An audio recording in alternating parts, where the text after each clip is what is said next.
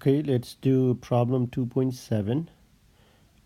This is about average velocity and instantaneous velocity. And we are given a function of x as a function of time right there. And b and c here are constants. The values are given 2.4 and 0.12 for c. So the first thing we have to do is calculate the average velocity of the car for the time interval t equal to 0 to t equal to 10 seconds. So 0 to 10. So again, recall the equations for average velocity, which is v average in x is equal to delta x over delta t. And this delta x you can write as x2 minus x1 divided by t2 minus t1.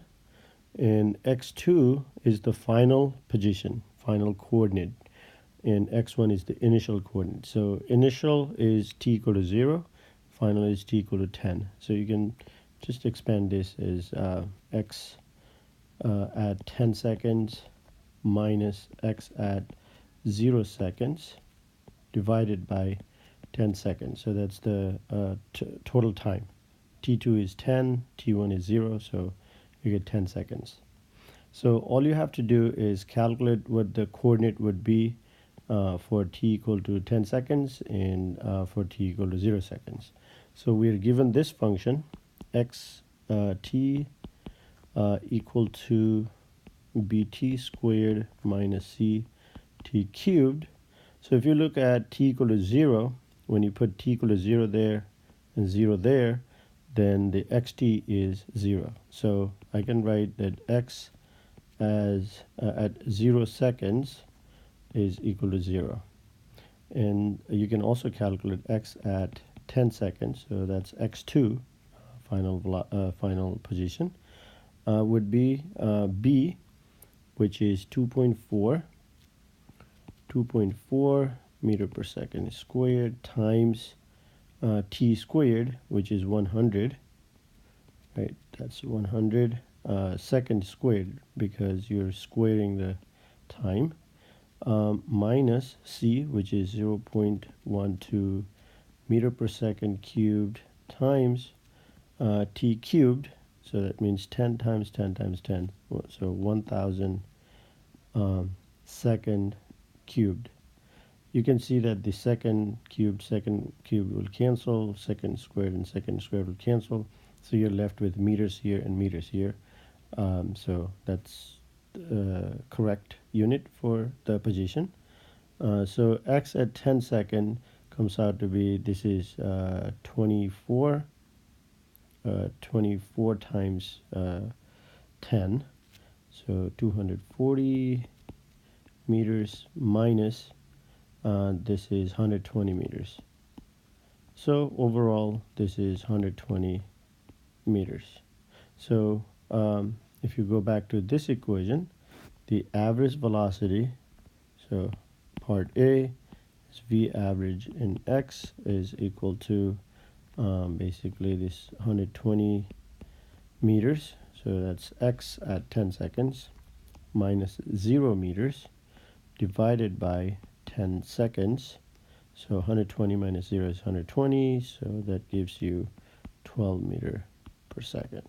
So that's the average velocity. Now in part B, they want you to calculate the instantaneous velocity at t equal to 0, 5, and 10. So instantaneous means velocity at each instant, and that you can calculate by taking the derivative of the function. So you have xt as bt squared minus ct cubed. But if you recall the velocity, which is vx, not the average, but the instantaneous, is just the derivative of that position function, so dx over dt. So you just need to take the derivative of this and derivative of that. So the derivative, this 2 goes to the front, and you get 2b, and you lower the power, 2bt minus 3 ct squared. So that's the velocity function. Now you can calculate the velocity at any time. So you can put t equal to 0, you get the answer for the velocity at t equal to 0. And if you put t equal to 2, you will get velocity at 2, t equal to 5, velocity at 5. So anytime, that's how you can calculate the velocity. Let me just quickly do t equal to 0. You can see that t equal to 0 is, so at t equal to 0, Vx will be equal to 0 minus 0, so that's 0.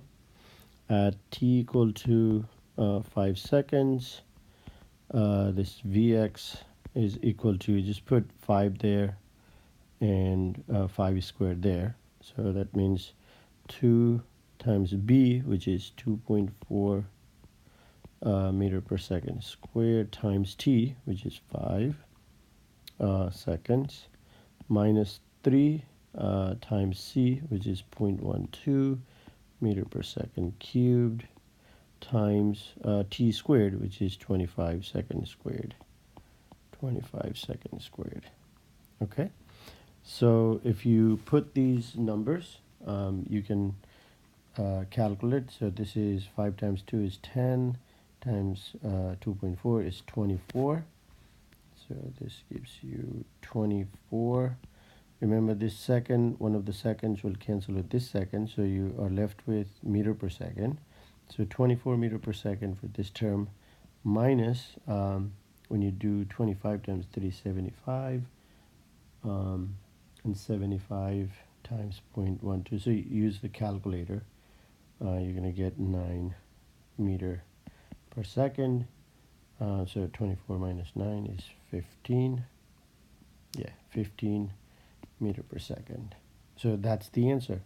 So at t equal to 10, you can calculate that. Let me see if I can slide this a little bit. Okay. So I need some space there. Let me open a new page.